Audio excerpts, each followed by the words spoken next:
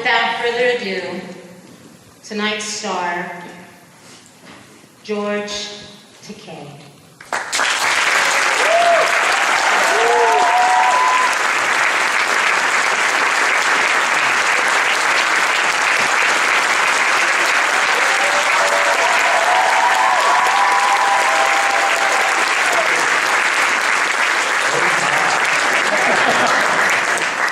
Thank you so much for that warm welcome. I must say, this is a wonderful experience for me, being here tonight at this place with all of you. Because tonight is an important night, it's a very significant night, and it's here in San Francisco, which is a very special city. Some of you may have seen me on TV soaring through the galaxies, driving a starship. Well, I'm down to Earth, where Sulu was born, right here in San Francisco. This was his birthplace. And my father spent most of his life in Los Angeles. He grew up here in San Francisco, but he spent most of his life in Los Angeles. And he continually called himself a San Franciscan. And I said, Daddy, you've lived your life in Los Angeles. Why do you call yourself a San Franciscan? And he said, once a San Franciscan, always a San Franciscan.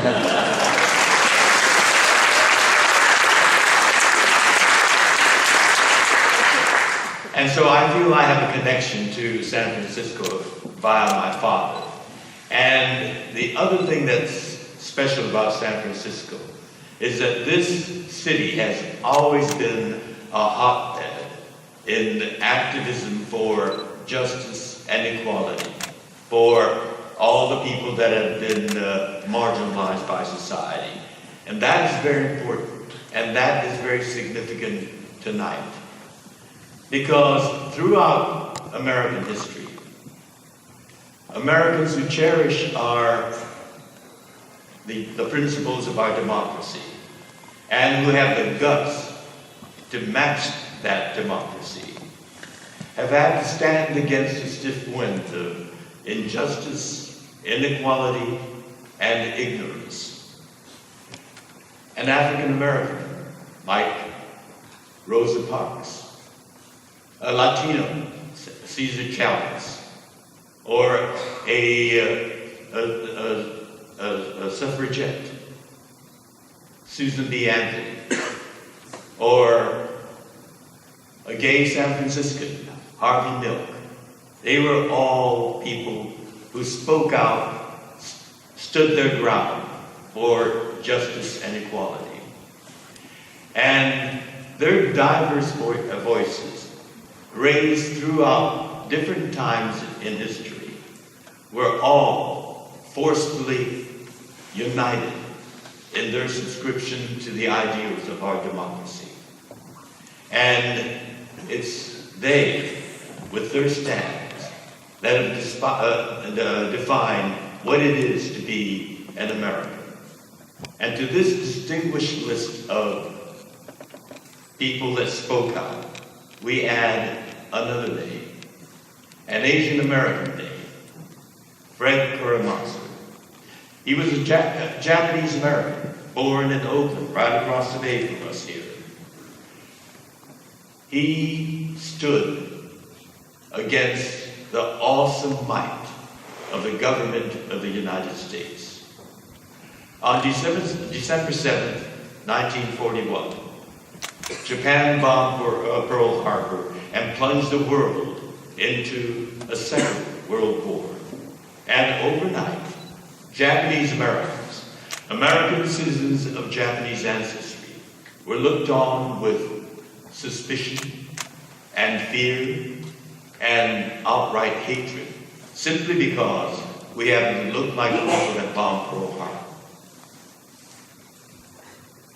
Despite that, young Japanese Americans went and rushed, like all young Americans, to their recruitment centers to volunteer to serve in the military. This act of patriotism was answered with a slap in the face. They were denied military service and categorized as enemy non-alien. It was outrageous to call people who are volunteering to fight for this country, perhaps even die for this country, as the enemy. But that insult was compounded by that second word, non-alien. What does that mean, non-alien? That's a citizen defined in the negative. They even took the word citizen away from us. And this was shortly followed by the curfew, a military-ordered curfew. All Japanese Americans were confined to their homes from 8 p.m. until 6 a.m. in the morning. And then Japanese Americans made another chilling discovery. Their bank accounts had been frozen. They couldn't access their savings or even the money they needed to meet their daily expenses. And on February 19, 1942, the President of the United States, President Franklin Delano Roosevelt, signed Executive Order 9066, which ordered all Japanese Americans on the West Coast to be summarily rounded up with no charges, with no trial. The central pillar of our justice system, due process, disappeared. We were to be rounded up and imprisoned in 10 barbed wire prison camps in some of the most God-forsaken places in the country. The blistering hot desert of Arizona, the sultry swamp of Arkansas, the cold, windswept high plains of Wyoming, Idaho, Utah, Colorado, and two of the most desolate places in California. We were imprisoned in our own country in the most egregious violation of the United States Constitution. Fred Korematsu was not going to have any of that. He refused to go. Fred was a young man in love. He had a girlfriend. She was white, and internment meant being torn away from her. And Fred knew something about his inalienable rights. He knew about his right to life, liberty, and the pursuit of happiness, and for him, happiness was being with his girlfriend. He refused to go, and for that, he was arrested and thrown into jail. And into this scene comes another extraordinary American, a man named Ernest Vesting. He was the executive director of the Northern California chapter of the American Civil Liberties Union. He was in conflict with the National American Civil Liberties Union, which was closely aligned with the Roosevelt administration. They had urged Vesting to not contest the internment. Yet, despite that, Ernest Vesting went and visited Fred Korematsu in prison. And he asked him to serve as a plaintiff in a test case challenging the internment. Fred immediately agreed. And Vesting put Fred Korematsu together with a fiery civil rights attorney, a passionate defender of the Constitution, Wayne Collins, who defended not only Fred Korematsu, but thousands of Japanese Americans during the war and long after the war. He is another extraordinary American hero. The combination of Korematsu, Vesting, and Collins became a formidable force. They were determined to get their day in court, and get it they did. And they challenged the internment all the way up to the Supreme Court of the United States of America.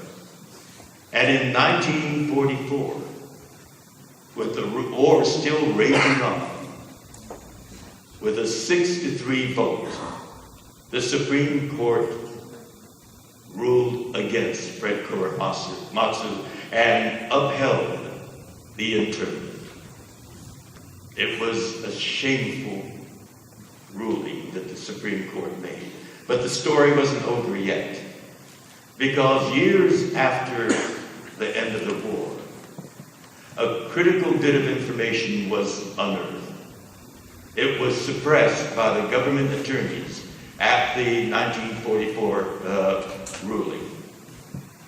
It was a ruling, it was information. It was a report made by the military intelligence finding that Japanese Americans presented no threat to American national security. It was vital information that the government suppressed.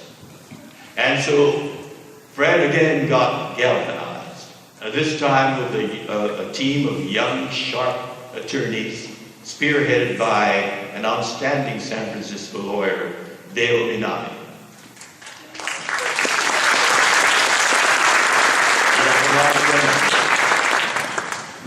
And they challenged it, and in federal district court, the original 1944 ruling was vacated in a coram nobis ruling. But the internment still, that 1944 ruling still exists. It was a federal district court vacation. But in essence, Fred Korematsu won. The Constitution prevailed. It was a powerful moment, and it was Fred's determination and tenaciousness and the brilliance of his attorney team that brought that about. There are important lessons today still to be learned from that ruling. We live in another time of tension, an age of terrorism. A good number of terrorists, the majority, are of Arab ancestry. Their religion is Muslim. We have in the United States many generations of Arab Americans. Some are Muslim. Not all Arab Americans are Muslim. And yet they look like terrorists.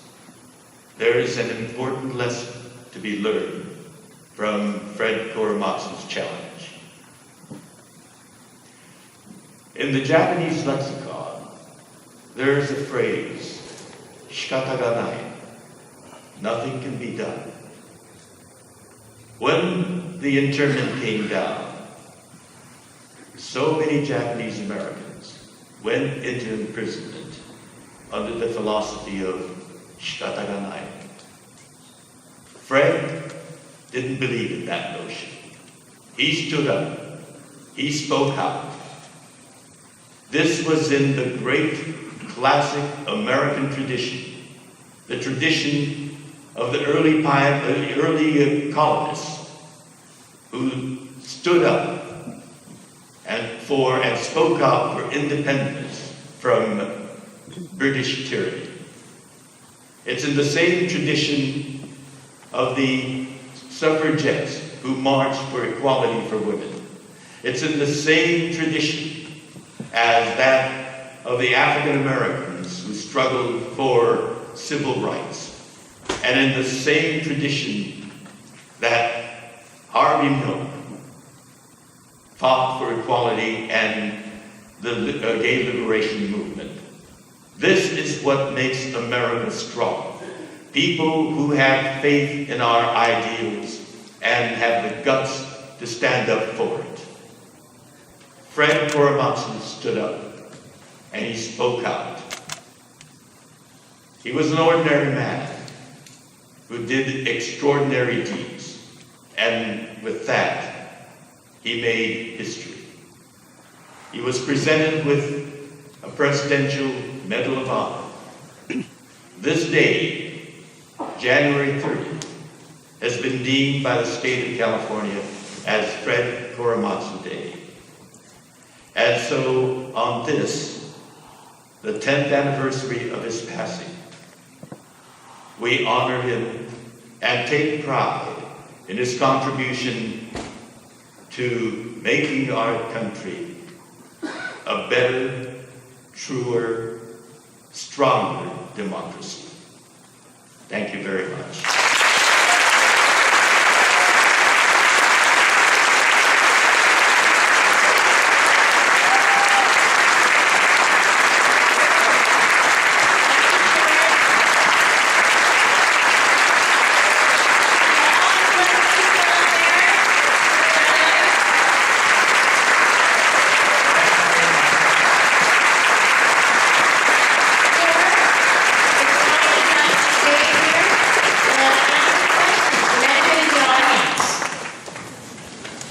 So we have a couple of mics, Is there a mic over there too? and we would love for anybody to come Yes. up and ask him some questions about anything. Come on, Tom. Anything you want.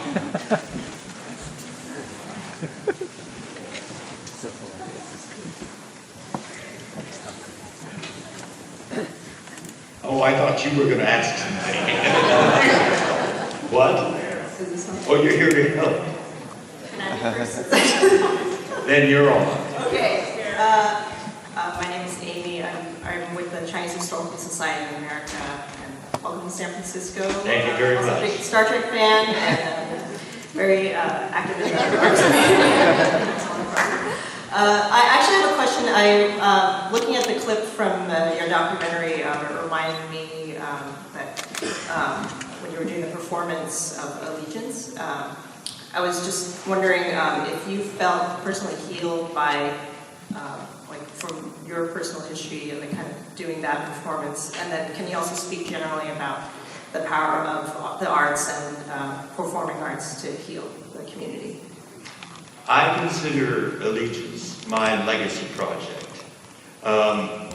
Throughout my adult life, I've been making the rounds of colleges and corporations and governmental agencies talking about my childhood imprisonment. I think it's an important chapter of American history that too many Americans know very little about. I'm always shocked in places like the Midwest or the East Coast when people that seem to be otherwise well-informed, well-read people, when I tell them about my childhood imprisonment behind U.S. barbed wire fences, they are shocked. They never heard of it. And so, I go on these lecture tours, but at these speaking engagements, I found that the people in the audience are people that already know something about it or are inclined to accept the information and not be shocked, and are there to learn something about it. And it's very academic, it's very intellectual. We founded a museum, the Japanese American National Museum, to share that story through exhibits. But as an actor, I know that the most powerful way to tell a story is through drama. And another powerful way to reach the heart is through music. And I thought, a Broadway musical. And so it's always been my dream to someday do a Broadway musical on the internment. And in a Broadway theater, I met an extraordinarily gifted Asian American composer-lyricist, Jay Kuo. In fact, he used to live here in San Francisco. He lives in New York now, but and we got together and I told him the story of the internment and all the issues that were involved, the loyalty questionnaire, which fractured the Japanese American community, and we developed this musical. We had our world premiere down in San Diego at the very distinguished regional theater, the Old Globe Theater. And we had a record-breaking run. We had to turn away people. We had sold-out houses. And because of that, although the Old Globe Theater has a parade of productions waiting to come on, they extended ours another week. And with that, we broke their 77-year record for both attendance and box office. And we wound up winning the Best Musical of the Year award. And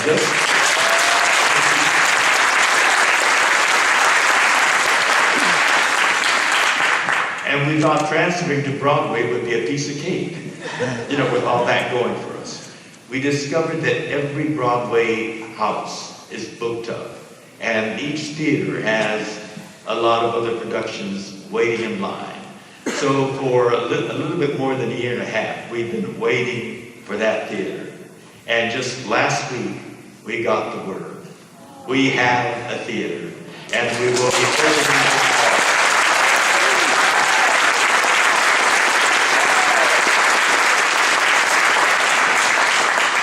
We think it's a beautiful, powerful, moving, and joyous. People are kind of puzzled when we say joyous musical. But, you know, resilient people aren't always good, doom and gloom. People fell in love in camp. People got married. Children were born.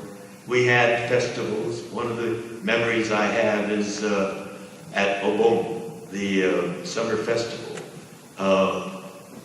Women, we were able to take only what we could carry, but some women thought that their kimonos were very precious. And although there was very little that we could take in with us, they brought their kimono with them into camp.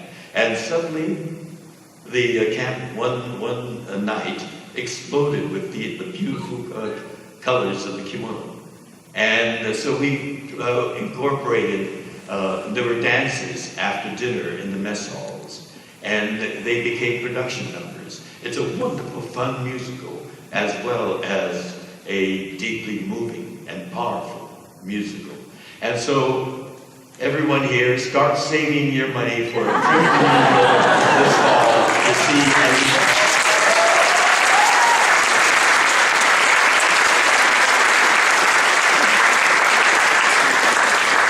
Thank you for giving me that cue to do a little commercial.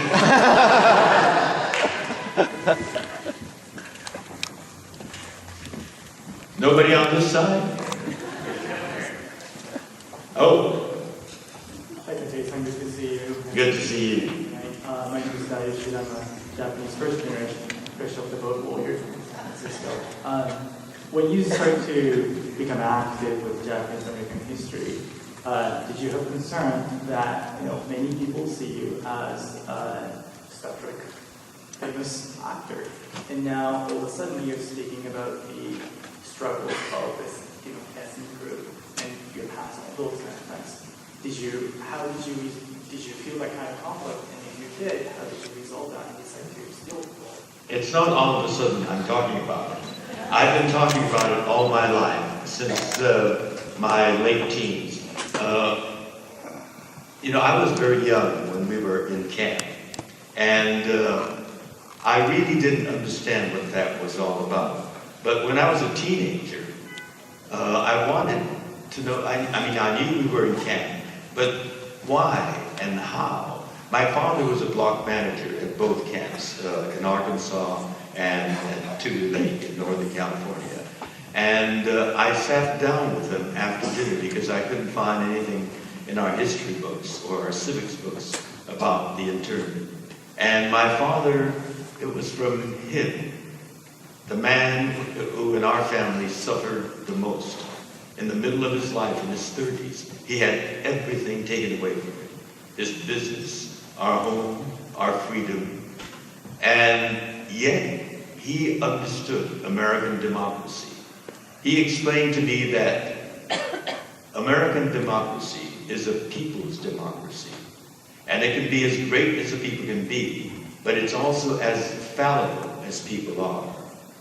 And our democracy is vitally dependent on good people who cherish the ideals of our democracy to be actively engaged in the process of democracy. And one Sunday afternoon, he said, "Let me show you how our democracy works." And he took me downtown to the campaign headquarters of Adlai Stevenson for president. He was the governor of Illinois who was running for president of the United States. And I was introduced to the process of how it works. Here were all these people, volunteers and some professionals, who were there passionately working for Governor Stevenson's election. And I heard his speeches and heard him in debates, and he was an inspiring, eloquent, moving politician. He's the kind of person that we need making policy for our country.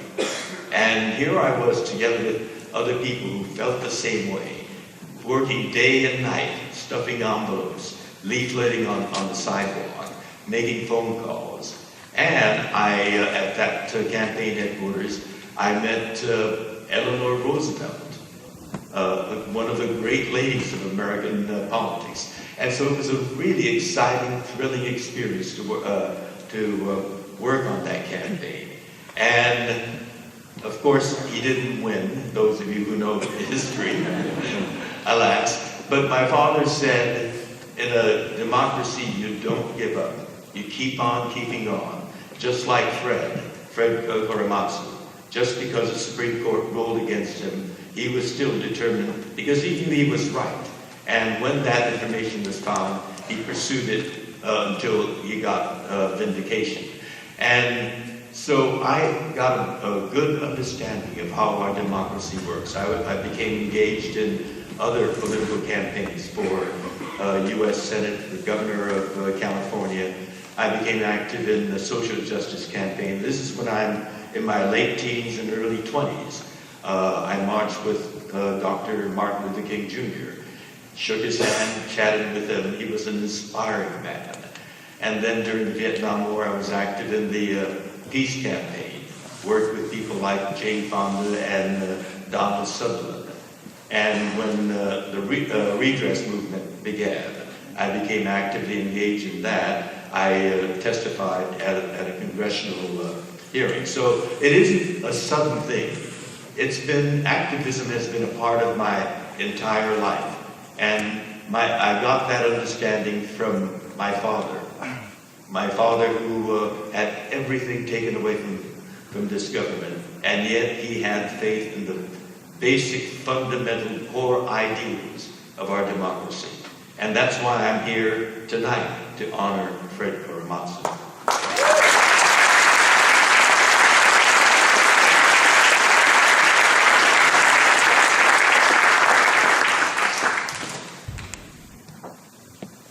Yes, sir.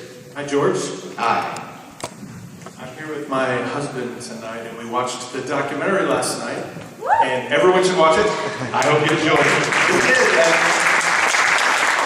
I think Brad steals the movie, don't you? I was just going to say that you and Brad are kind of adorable, so. I think he is. I've heard you talk before, and in your response to the last question, about how you were so young in the internment camps that at times it was kind of fun.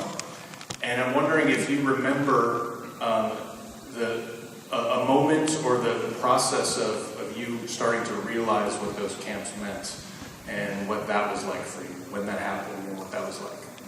Well, actually, it was the coming out that gave me the realization that we were hated. You know, children are amazingly adaptable. I mean, I remember the barbed wire fence, the sentry towers, machine guns pointed at us.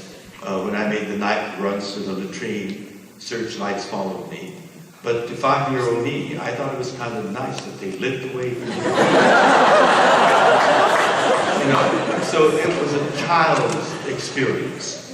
But when we came out, and we came back to Los Angeles, and as you saw in that clip, Housing was absolutely impossible. The hatred was still intense. I mean, you saw those signs, Japs keep moving. Those were the signs that greeted us when we came out from behind these barbed wire fences with the soldiers guarding over us. So, you know, and the first place that my parents were able to find housing was on Skid Row, with the stench of urine everywhere, and scary, ugly, smelly people, drunkards, derelicts, lunatics, you know, staggering around. That was traumatizing. That's when I realized we were hated. I began school, and this old lady, Mrs. Rubin, the teacher, continually called me the Jap boy, which stuck. A teacher. I was a little kid. What had I done to her? But that's when coming home was the worst part of the whole experience for me. I went in at 5 years old. I just turned 5. And when we came out, I was 9 years old. And it was then that it began to dawn on me. But I really didn't understand why we had to go and what were the forces. And so I read many books, history books, couldn't find anything about it. And so I engaged my father.